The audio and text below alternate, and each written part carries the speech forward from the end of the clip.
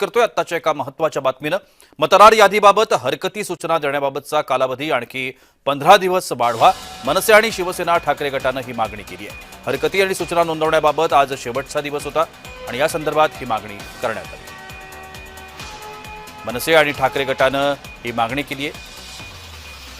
हरकती आणि सूचना नोंदवण्यासाठीचा आजचा शेवटचा दिवस होता, मात्र ही मुदत वाढवावी, आणखी 15 दिवस ही मुदत देण्यात यावी अशा पद्धतीची मागणी मनसे आणि ठाकरे गटाच्या वतीने करण्यात आली।